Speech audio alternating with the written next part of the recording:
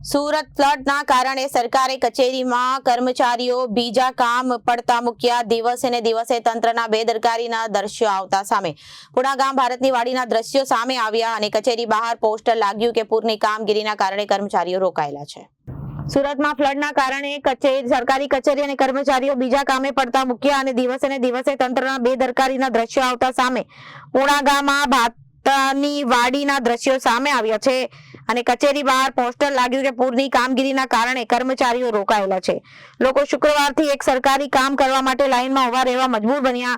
લાઈનમાં ઉભા રહેવા છતાં કોઈ ખાનગી કે એજન્ટ દ્વારા કહેવામાં આવે છે કે આજે મામલતદાર સાહેબ અને પાણીની ફલટ કામગીરીમાં પૂરેપૂરા સ્ટાફને મોકલો છો અને લોકોમાં આક્રોશ જોવા મળ્યો।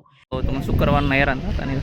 આ પબ્લિક આજે પાટની વાડીમાં આવકના દાખલા માટે શુક્રવાર વાતનું હેરાન થાય છે અને શુક્રવારે વાત એવી થાય છે કે લોકો 8 વાગ્યાનું પબ્લિક લાઇનમાં ઊભું રહી છે અને 10:30 અહીંયાના કોઈ એજન્ટ વ્યક્તિ બાકડા ઉપર ચડીને એજન્ટ વ્યક્તિ બાકડા ઉપર ચડીને એવું કહે છે કે આજે કાર્ય બંધ છે, કોઈ પરિપત્ર નથી, એમનામ જ બંધ છે। હવે કાર્ય બંધ શું કામ છે કે મામલતદાર સાહેબ ફ્લડના કામમાં છે। હવે ફ્લડના કામમાં હોય એનો કોઈ આપણને વિરોધ નથી, પણ અહીંયા 2 વ્યક્તિઓ ઊભા હોય, 2 સ્ટાફ મૂકી દે તો કાર્ય ચાલુ રહે। આ બધા વ્યક્તિઓ અહીંયા શુક્રવારથી હેરાન થાય છે। આજે પણ એવું એ જ વ્યક્તિ એજન્ટ એવું કહે છે કે સોમવાર અને મંગળવાર 2 દિવસ રજા છે, પણ રજા શું કામ છે તો કે સાહેબ મામલતદાર ફ્લડના કામમાં છે।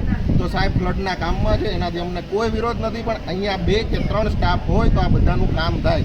લોકો સિવિલ માટે હેરાન થાય છે, દવાખાનામાં એડમિશન માટે હેરાન થાય છે, કોઈ પોતાના છોકરાના દાખલા કઢાવવા માટે પણ હેરાન થાય છે। વસ્તુ એ છે કે અહીંયા હોવા જોઈએ કોઈ senior. Reporter Arvind Rathod, Janadesh news, Surat.